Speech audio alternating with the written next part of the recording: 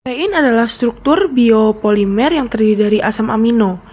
Di antaranya biasanya ditemukan dalam kimia biologis. Protein berfungsi sebagai pendukung struktural, katalis biokimia, hormon, enzim, dan penggagas kematian sel. Protein dapat didefinisikan lebih lanjut oleh 4 tingkat strukturalnya, yaitu primer, sekunder, tersier, dan kuaterner. Selanjutnya, protein adalah rantai asam amino yang terikat satu sama lain melalui ikatan peptida, seperti untaian manik-manik. Untaian ini dapat dipelintir dan dilipat menjadi bentuk protein akhir. Ketika seorang memakan protein, ini terurai menjadi asam aminonya. Protein memainkan peran penting dalam biokimia manusia. Peran utamanya adalah untuk menyediakan blok bangunan tubuh. Mereka adalah prekursor dari beberapa molekul yang relevan secara biologis. Oleh karena itu, kelebihan atau kekurangan protein dapat menyebabkan penyakit, mengakibatkan cacat sistem syaraf, masalah metabolisme, kegagalan organ, dan bahkan kematian. Pada mekanismenya, sintesis protein dimulai oleh GTP yang menyebabkan unit ribosom berkumpul dan memulai proses perpanjangan yang mengubah transkrip primer menjadi urutan asam amino, membentuk struktur dasar protein. S tidak mewakili ukuran subunit, jadi oleh karena itu, satu tidak boleh berasumsi bahwa total untuk kompleks subunit adalah jumlah dari 2 subunit individu. S mewakili koefisien sedimen setiap protein ketika mengalami sentrifungsi. Proses perpanjangan adalah bagaimana struktur utama protein dibuat, juga dikenal dengan sebagai translokasi. Sebuah tRNA mengikat ke posisi tertentu yang disebut situs. tRNA kemudian bertranslokasi ke lokasi kacang polong, mengirimkan asam amino ke ujung rantai peptida yang tumbuh.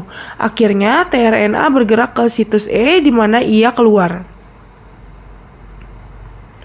Selanjutnya saya akan memberikan contoh tentang kekurangan dari protein sendiri. Entropati kehilangan protein atau PLE adalah sindrom di mana ada kehilangan protein berlebih di saluran pencernaan.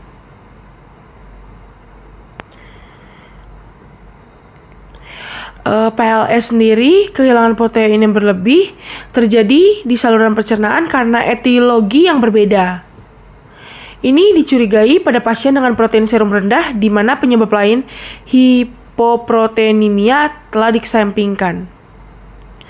3 kelompok utama gangguan yang menyebabkan kehilangan protein terlebih dari dalam tinja adalah gangguan gastrointestinal erosif, gangguan gastrointestinal non-erosif, dan yang terakhir, gangguan yang menyebabkan peningkatan tekanan interstitial atau obstruktif limfatik.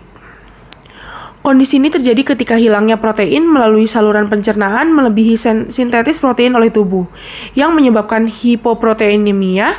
Biasanya sebagian besar protein yang masuk ke usus terdegradasi menjadi asam amino dan diserap kembali. Dalam kondisi ini menyebabkan peradangan dan erosi saluran pencernaan.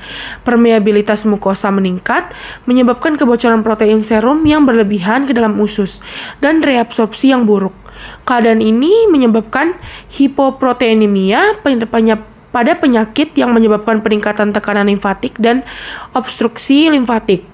Ada peningkatan kebocoran getah bening ke saluran pencernaan dan penurunan penyerapan kilomikron yang mengakibatkan kekurangan vitamin yang larut dalam lemak dan kehilangan protein.